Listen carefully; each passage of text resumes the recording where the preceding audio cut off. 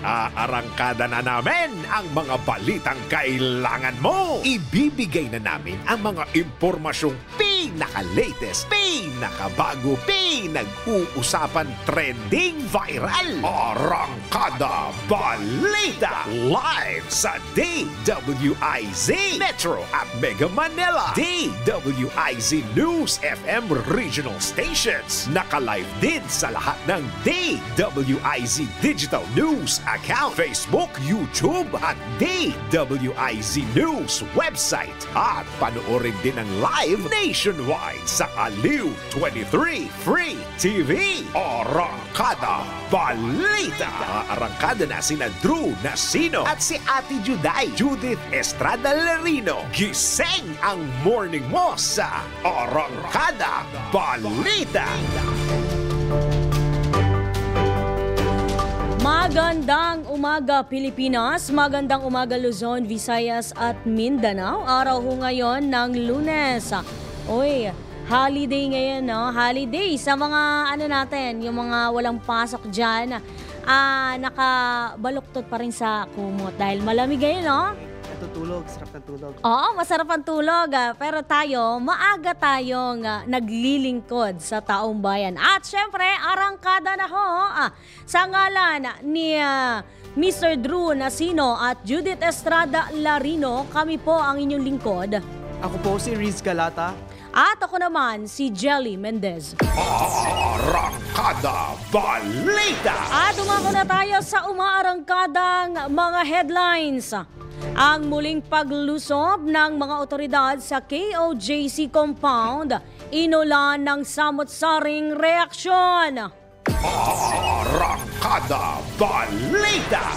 Lalaking nagpositibo sa MPOX nakalabas na ng ospital. Online consultation sa MPOX, pinag-aaralan na ng DOH. Arangkada Balita. At ang Philippine National Police nagtalaga na rin ng mga checkpoint upang labanan ang pagkalat ng African Swine Fever. Arangkada Balita. Para sa balita sa ibayong dagat, 13 katao patay sa malawakang pagbaha sa Indonesia. Arangkada Balita. Ang balitang pampalakasan, mga flag bearer ng Pilipinas sa 2024 Paralympics. Kilalanin. Arangkada Balita. Sa balitang showbiz, sino nga ba ang Jay Manalo na ama ng aktor na si Benj Manalo? Arangkada Balita. At viral ngayon sa social media, where did she go? Paano siya nakaalis?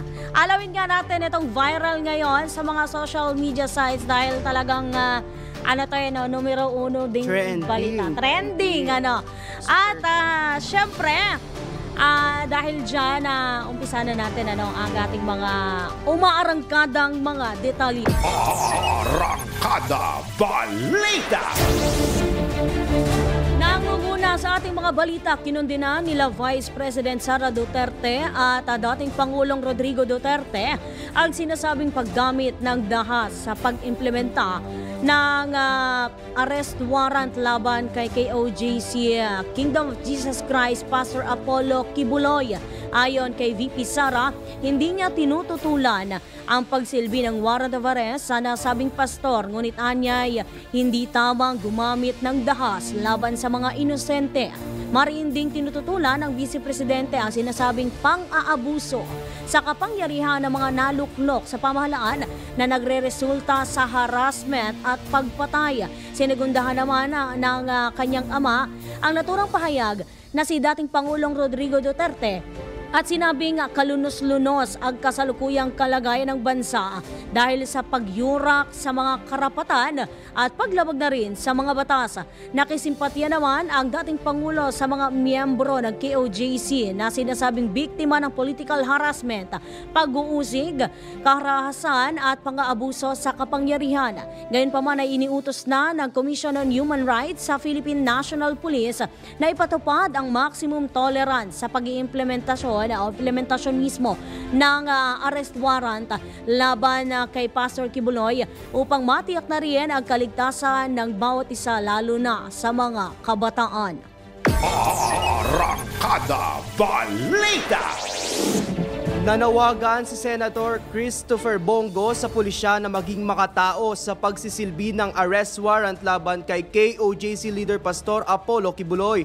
Ayon sa senador, bagamat kinikilala niya na ginagawa lamang ng Philippine National Police ang kanilang tungkulin, sana raw ay hindi ito umabot sa pananakit o anumang karahasan. Kaugnay nito, nagpaabot naman ng pakikiramay si Senator Go sa pamilya ng nasawing miyembro ng KOJC. Unang-una, ako po'y taus-pusong nakikiramay sa pamilya na namatay o nasaktan sa sinagawang raid po ng kapulisan sa Kingdom of Jesus Christ compound sa Davao City. Alam ko, tungkulin po ninyo, ipatupad ang batas, ngunit kinukundina po natin kung meron na pong karahasang nangyari dahil importante po sa atin ay ang buhay ng bawat Pilipino. Full support po kami sa ating uniformed personnel. Kasagawin niyo po inyong trabaho. Ngunit, huwag naman sana na may masaktan na dinaryong mamamayang Pilipino. Dahil nasa loob po kayo ng compound ng pagdarasal, no? My consistent appeal to the PNP is for our police force to remain professional by doing your duty in accordance with the law and in a manner that fulfills your mandate to serve and protect every Filipino. Iyan ho ang tinig ni Senator Bongo sa panayam ng DWIZ. Arangkada Balita. Samantala, nanawagan ang Integrated Bar of the Philippines Davao City Chapter sa Philippine National Police na panatilihin ang paggalang sa batas sa gitna ng paghahanap kay KOJC Leader Pastor Apollo Kibuloy. Ayon sa IBP Davao City, pakiusap nila ito para yan sa lahat ng law enforcement officers na magsisilbi ng warrant of arrest at sa mga taong maapektuhan niya ng operasyon. Mayroon nila silang tungkulin na sumunod sa naturang desisyon ng korte. Sumalit may limitasyon din ang batas kung ano lamang ang maaari nilang gawin. Sa kabilang banda ay sinabi din ng IBP Davao na tungkulin ng mga mamamayan na sumunod sa batas at hayaang gawin ng mga pulis ang tungkulin ng mga ito. Idinagdag pa ng organisasyon na responsibilidad din ng isang individual na mapayapang sumuko sa korte sa oras na isilbi dito ang warrant of arrest. Arangkada Balita. Nanawagan ang Commission on Human Rights sa mga otoridad na ipatupad ang maximum tolerance at tiyakin ang kaligtasan ng mga tao, partikular na ang mga bata sa pagsisilbi ng arrest warrant. Ginawa ng CHR ang pahayag matapos lusubin ng 2,000 pulis ang KOJC compound kung saan sinasabing nagkakanlong si KOJC Leader Pastor Apollo Kibuloy. Patuloy rin ang pagkikipag-ugnayan at monitoring ng CHR Region 11 Office sa police operation sa Davao para paalalahanan ang mga ito na hindi kailangan ang dahas sa gagawing pag-aresto.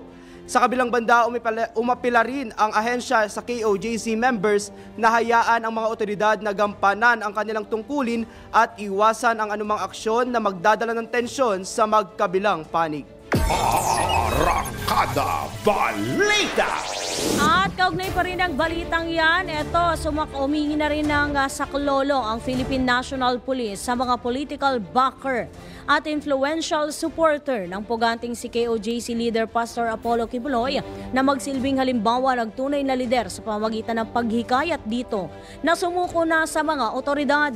Bukod dito ay sinabi rin ni PNP Chief General Romel Francisco Marbiel sa KOJC members na iayon ang kanilang mga aksyon at itinuturong Biblia at nagbabala rin si General Marbiel na mabigat na pagkakasala ang pagiging kasabwat at pagtatago sa isang taong hinahanap ng batas. Una na nga kinundina at tinawag na pang-abuso ni Vice President Sara Duterte Carpio at maging ang kanyang tatay na si dating Pangulong Rodrigo Duterte ang ginagawang paglusob ng humigit 2,000 pulis sa KOJC compound para isilbi ang arrest warrant sa religious leader. Arangkada Balita. Naniniwala ang Philippine National Police na nasa underground facility lamang ng KOJC si Pastor Apollo Kibuloy. Ayon kay PNP Chief Romel Marbil, nasa loob lamang ng compound si Kibuloy kung saan hinahanap pa ng mga ito ang entrance ng nasabing underground upang makapasok ang mga ito. Matatanda ang muling naghain ang mga otoridad ng arrest warrant laban sa leader ng KOJC at mga kapwa-akusado na nahaharap sa mga kasong pang-aabuso at trafficking. Arrancada Balita! Masyado malawak din itong issue na to, no, ni Kibuloy. Marami na ring issue sa bansa ngayon na talagang tinututukan ng lokal na hindi lang lokal na pamahalaan. Mismong pamahalaan ang buong ahensya ng gobyerno para matukoy itong mga nangungunang balita sa ating bansa, ano. At syempre, hindi pa rin tumitigil ang pamahalaan para matukoy partikular yung mga sangkot dito sa krimen, partikular sa pogo, sa illegal na droga, lahat ng issue sa bansa tinututukan na huyan ng pamahalaan. At syempre, hindi naman na pababayaan ang Pilipinas at syempre hindi rin na pababayaan ang taong bayan. At unahin muna natin ang balita sa labas ng himpilan. Mga opisyal ng China may apila sa media delegation na imbitahan daw na bumisita sa ilang lugar sa China. At detalye ng ating alamin mula kay Patrol 19, Celi Ortega Bueno. Celi? Wala pa si Celi? Sana daw ay maging objective at rational ang i-report ng media ukol sa issue sa West Philippine Sea o sa South China Sea sa halip na palakihin at palalain ang iringan ng Pilipinas at China sa naturang isla. Ito naging panawagan ni dating Chinese Ambassador to Brunei. Ngayon ay head ng Department of Asian Affairs ng Ministry of Foreign Affairs ng China na si Yu Hong sa panawagan niya ito sa media delegation na naimbitahang bumisita sa ilang lugar sa China.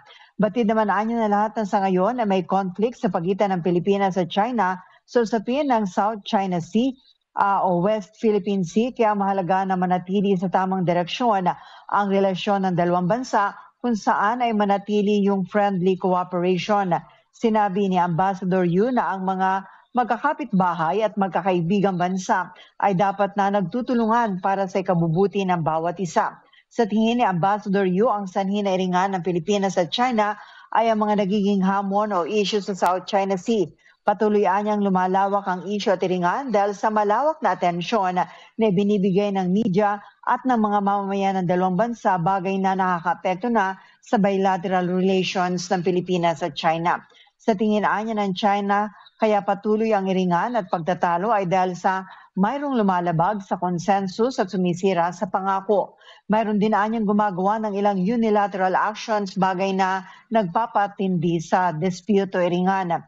Maraming beses na anyang nilinaw ng leader ng dalawang bansa na hindi dapat hayaang makaapekto sa relasyon ng Pilipinas at China ang maritime dispute at dapat talakayin ang issue sa pamamagitan ng konsultasyon. Binanggit ni Ambassador Yu na noong July nagkaroon ng bilateral consultation ang dalawang bansa kung saan tinalakay ang sitwasyon sa South China Sea, kung paano pangangasiwaan o imamanage ang sitwasyon sa constructive na paraan. Nagpulong niya sa Laos ang foreign ministers ng dalawang bansa kung saan naging napakainit ng diskusyon. Binigyan din niya na magkabilang panig na kailangan palakasin ang confidence building measure at patatagin ang sitwasyon sa South China Sea sa lalong madaling panahon. Ang magandang nangyari, may nabuuan niyang provisional agreement para sa humanitarian resupply. Patunay na konsultasyon ang tamang paraan para maresolba ang issue. Samantala, sinabi ni Ambassador Yu na isa sa mga ikinakabahala ng China ay ang pagpayag ng Pilipinas na maglagay ang Estados Unidos ng 4 na military bases sa Cagayan at Isabela, bagay na malapit daw sa Taiwan. Iginit nito na ang issue sa Taiwan ay purely internal affairs ng China. Isaan niya itong high-tension cable na hindi dapat hawakan o pakialaman ng ibang bansa. Ito sa Patrol 19, Celi Ortega Bueno, para sa Himpilang Metodong Lakas sa DWIZ. Nagbabalita ng tama, naglilingkod ng tama. Kapag May bagong balita. Naka-on air. Agad-agad. DWIZ Patrol Report. At yan ang special report mula kay Patrol 19 Celi Ortega Bueno. Tayo namang dumako sa mga balita mula sa Metro Patrol. Caloocan LGU katuwang ang electric company na alisin ang mga illegal na electric wiring sa lungsod. Narito si Beth Samson. Sa pamamagitan ng lokal na pamahalang Caloocan sa pakikipagtulungan ng Meralco, naglunsad ng Anti-Urban Blight o AUB sa Katarungan Street, Barangay 149, Bagong Baryo na naglalayong alisin ang mga nakabiting kable o electrical wires at tanggalin ang mga illegal electrical connections noong Webes, August 22. Muli namang nagpaabot ng pasasalamat si City Mayor Del Gonzalo along malapitan sa Meralco sa pagtulong sa pamahalang lungsod na panatiliin ang kaligtasan ng mga mamamayan. Dagdag pa ng alkalde kasabay ng pag-aalis ng mga iligal na buhol-buhol na connection sa mga poste. Bas ligtas din ang barangay sa mga aksidenteng makuryente ang mga dumadaan o sa mga kistap na maaaring maging mitsa ng sunog. Pinalalahanan ni Mayor Along ang mga batang kangkalo na itawag kaagad sa kinauukulan kung mayroong isyu sa kuryente at huwag basta-basta mag-ayos o magkabit ng kahit anong linya ng kuryente, lalo na sa mga poste dahil bukod sa illegal ito, maaari pa nila itong ikapahamak. Isa pang batch ng gagawin ng AUB activities ay gaganapin sa lugar mula August 27 hanggang August 30.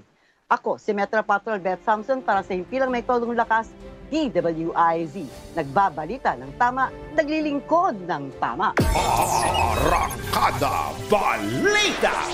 Maraming salamat Mama Beth Samson, ang ating Metro Patrol reporter. Samantala daw naman natin ang ulat sa ating Ronda Probinsya.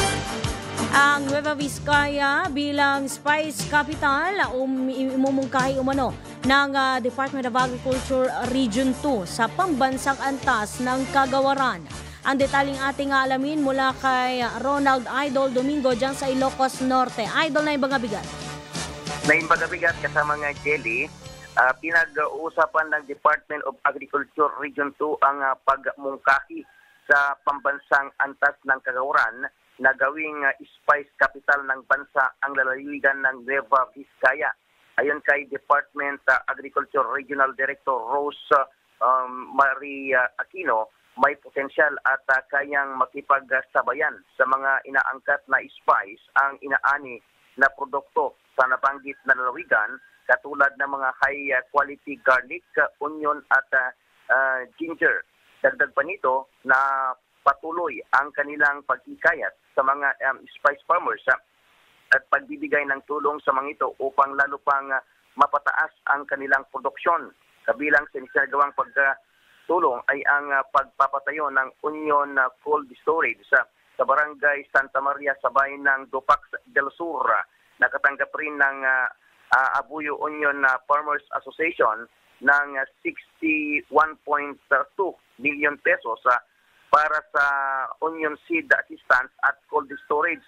Samantala, dalawang onion cold storage facilities rin ang itinayo sa Aritao para sa pagpreserba ng kanilang mga aning sibuyas. Ito ang Ronda Patrol, Ronald Idol Domingo, nag-uulat pa silang may tutong lakas, DWIZ, nagbabalita ng tama, naglilingkod ng tama. Arangkada Balita. Maraming salamat Ronald Idol Domingo mula sa Ilocos Norte. Muling magbabalik po ang Arangkada Balita makalipas ang ilang paalala. Oras, 26 na minuto makalipas ang alas 5 ng umaga. Arangkada Balita. Sa oras na alas 5:32 ng magandang umaga, nagbabalik po ang Arangkada Balita sa ngalan pa rin ni Miss Judith Estrada Larino at Drew Nasino. Kami po ang inyong lingkod, Jelly Mendez At Riz Galata. Arangkada Arangkada Balita. At samantala, malamig ngayon sa labas ng ating himpilan. Paano pa dito sa loob ng himpilan? Doble ang lamig, ano? At syempre, yung iba, mga nasa bahay, nakabaluktot pa rin sa loob ng kumot. Tutulog.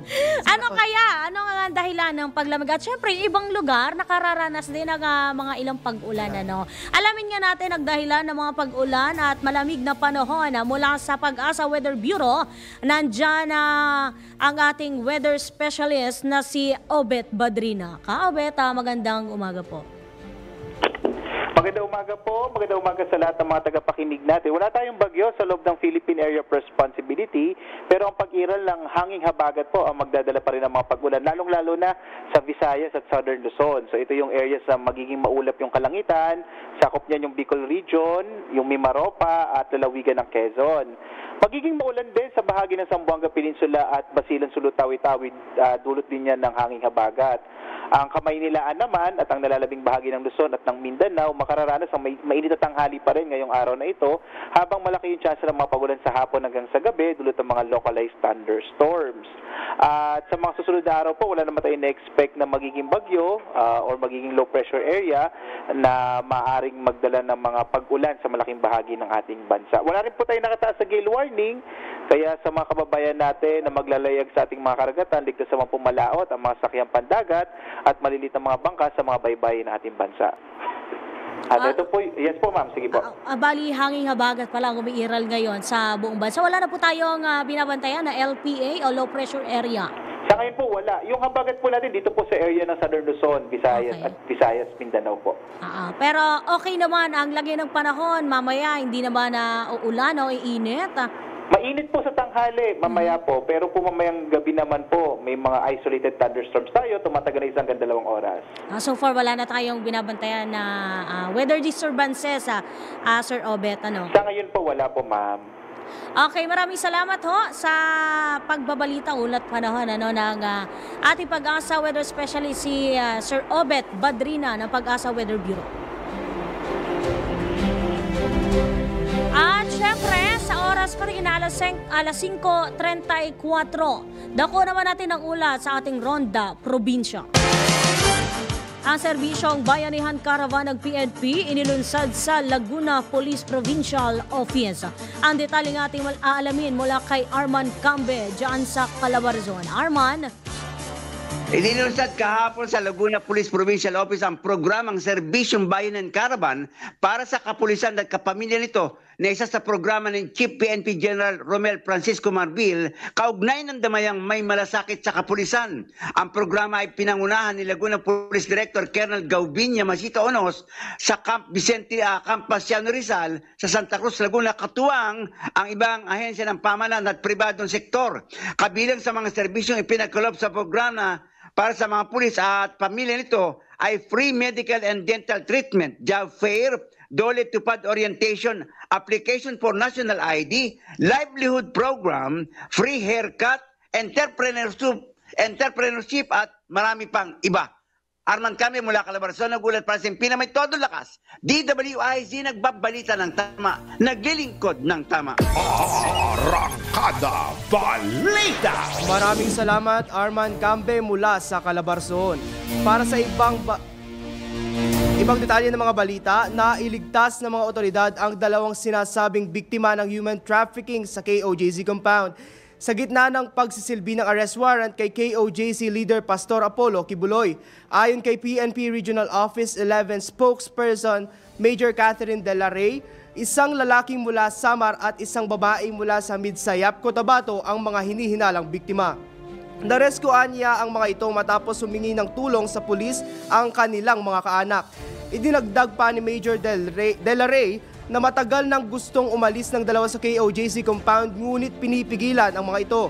Itinanggi naman ni Attorney Israelito Torreon, legal counsel ng KOJC, na sangkot sa human trafficking ang religious group. Arangkada Balita. Samantala, naghain ng reklamo laban sa mga pulis ang ilang miyembro ng Kingdom of Jesus Christ. Ito'y matapos magtamo umano ng mga sugat ang ilang mga miyembro kasunod na rin ang pagsisilbi ng warrant of arrest laban kay Pastor Apollo Kibuloy, ang lider ho ng KOJC sa compound ng Davao City. At gayon man ay nanindigan ang mga pulis na kasinungalingan ang naturang alegasyon. Ayon kay PNP Regional Office 11, Regional Director Police Brigadier General Nicolas Torre III ay nirerespeto at haharapin nila ang naturang reklamo. Pinabulaanan din nito ang sinasabi ng KOJC members na gumamit sila ng tear gas nang pasukin nila ang compound kahapon at sa halip ang mga ito ang gumamit ng fire extinguisher sa mga pulis. Arangkada Balita! Pariing itinanggi ni Police Regional Office 11 Director Brigadier General Nicolas Torre III ang akusasyon ng mga miyembro ng Kingdom of Jesus Christ na naghagis sila ng tear gas sa mga ito sa gitna ng pagsisilbi ng arrest warrant laban kay KOJC leader Pastor Apollo Kibuloy. Ayon sa KOJC members, isinugod sa ospital ang kanilang kapwa miyembro dahil sa hilo at paghapdi ng mata at balat dahil sa tear gas. Depensa ni Brigadier General Torre, imposibleng sila ang naghagis ng tear gas dahil wala namang gas mask ang mga pulis na naroon. Iginiit rin nito na binaligtad sila ng mga miyembro ng religious group dahil sa katunayan ay isa sa mga ito ang nagbuga sa kanila ng fire extinguisher. Arangkada Balita! Sa iba pa nating mga balita, kinumpirma naman ng Department of Health na nakauwi na ang naturang pasyente o pasyenteng nagpositibo sa monkeypox virus at tapos na rin ang ginagawang contact tracing sa kaso. Kaugnay nito ay nilinaw ni Health Secretary Teodoro Teddy Herbosa na walang kumpirmadong kaso ng Clade IB sa bansa. Ang bagong strain ng Mpox na responsable umano sa outbreak sa Africa. Samantala, binigyang diin ng kalihim na nasa proseso na ang bansa sa pagkuha ng 2,000 doses ng Mpox vaccines. Nagbabala naman ang kalihim kaugnay sa posibleng community transmission ng Mpox matapos may ulat na ang lalaking nagpositibo sa nasabing sakit ay walang travel history. Arangkada Balita! Pinag-aaralan ng Department of Health ang pagkakaroon ng online consultation system para sa mga pasyente ng Mpox sa buong bansa. Ayon kay Health Spokesman at Assistant Secretary Albert Domingo, tinitignan ng departamento ang pagtatatag ng isang virtual consultation mechanism sa pakikipag-ugnayan sa Philippine Dermatological Society. Binigyang diin ni Asik Domingo, magiging bahagi ito ng kanilang patuloy na paghahanda para sa isang pambansang sistema ng pagtugon para sa nasabing sakit. Samantala, nananawagan naman ang DOH sa mga lokal na pamahalaan na makipag-ugnayan muna sa mga kinauukulang ahensya at tiyakin na may sapat na scientific evidence bago magdeklara ng outbreak sa kani-kanilang lugar. Arangkada Balita! Samantala, mahigpit na binabantayan ng mga otoridad ang iniinalang panibagong kaso ng monkeypox sa Northern Samar. Sa advisory ng Provincial at Katarman Health Offices, nagpapakita ng sintomas ng Mpox ang pasyente kabilang na ang 2 linggong lagnat, panghihina ng katawan at pamamantal. Ayon kay Katarman Municipal Health Office Dr. Mirna Troncoso, isinasagawa na ang contact tracing at confirmatory test upang matukoy kung may monkeypox ang pasyente na nabatid na wala namang travel history.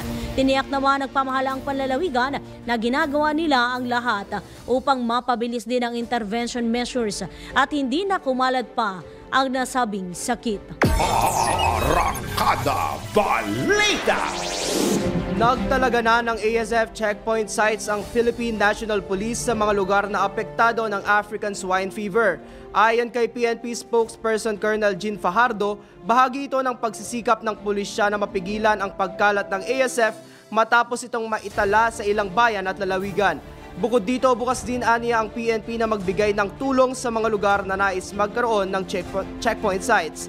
Kamakailan lamang nang magtangkang tumakas sa ASF checkpoint sa Mindanao Avenue, Quezon City ang isang truck na may dalang baboy galing Batangas at dadalhin sana sa Caloocan. Arangkada Balita! Ay, busina para sa mga motorista at mga tsuper.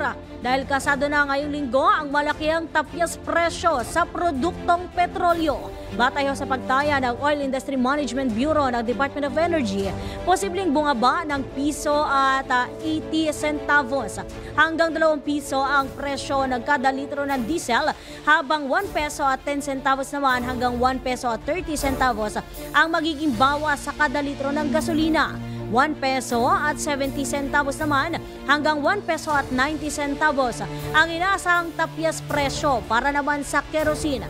Paliwanag ng ahensya, ang rollback ay bunso na rin ng mababang global demand sa langis at ang nagpapatuloy na negosasyon ng tigil putukan sa pagitan ng Israel at ng grupong Hamas.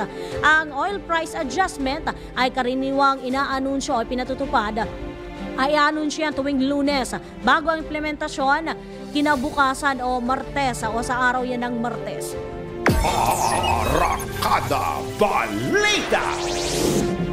2 low pressure area ang posibleng mabuo malapit sa bansa ngayong linggo. Ayon sa Pag-asa, sinasabing posibleng mabuo ang isang LPA sa West Philippine Sea sa Huwebes at lalabas ng Philippine Area of Responsibility sa Sabado, habang posible namang mabuo ang isa pang LPA sa silangang bahagi ng bansa sa Biyernes at mawawala rin sa unang bahagi ng susunod na linggo. Arangkada Balita! O yan abangan pa rin. Pero sabi na kanina ng Pag-asa, wala pa rin namomonitor na weather disturbances.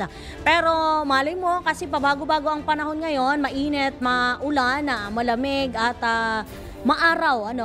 Abangan pa rin natin na syempre manatilihong naka-alerto sa mga ahensya ng gobyerno at partikular din sa DWIZ at Aliw 23. Arangkada Balita! Sa iba pang mga balita, matibay na ang kaso laban kina Sheila Go, kapatid ni dating Bamban Mayor Alice Go at ang business partner nito na si Cassandra Leong. Ito ang iginiit ni Senator Sherwin Gatchalian sa eksklusibong panayam ng DWIZ matapos magtagumpay na mahuli at maibalik ang dalawa sa Pilipinas para humarap sa Senado at Kamara. Mas maganda nilang magsabi sila ng totoo at paliwanag nila at ilabas nila lahat ng mga nalalaman nila.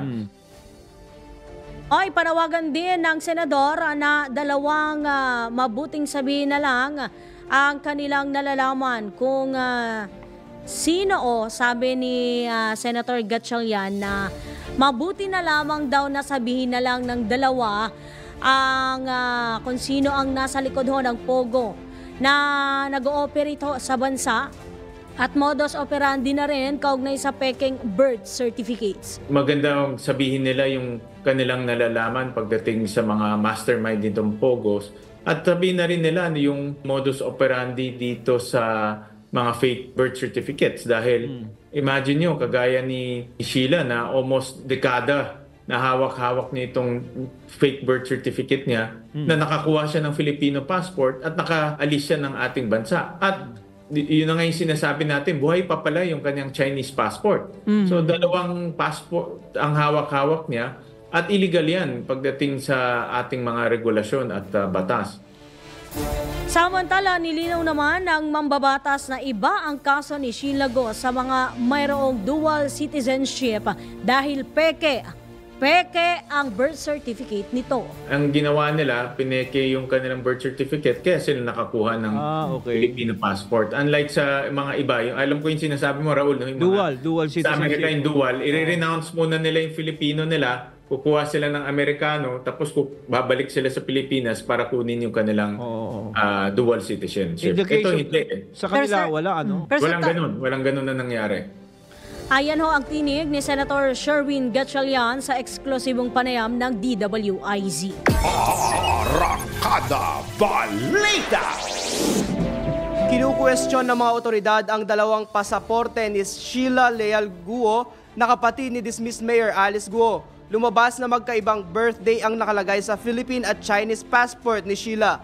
Ayon kay NBI Director Jaime Santiago, fraudulently secured ang pasaporte ng kapatid ni Guo at kaibigan nitong si Cassandra Leong. Tigaw naman ang dalawang individual kapag tinatanong kung paano sila nakalabas ng bansa kasama si Guo. Tiniyak naman ng mga otoridad na gumugulong ang investigasyon hinggil sa pagtakas ng mga ito. Arangkada Balita! Magbabalik ko ang Arangkada Balita. Philippine Standard Time, 5:48 na magandang umaga. Arangkada Balita! Sa oras na alas 5:54, nagbabalik ang Arangkada Balita. Sa iba pang mga balita, kumpiyansa ang PAO-CC na nasa Indonesia pa rin na si dismissed Mayor Alice Guo. Ayon sa PAO-CC spokesman Dr. Winston Casio, batay sa natanggap nilang impormasyon, hindi China ang final destination ng alkalde, kundi sa Golden Triangle region sa Southeast Asia, partikular na sa Cambodia. Baka magkita sila ni Teves.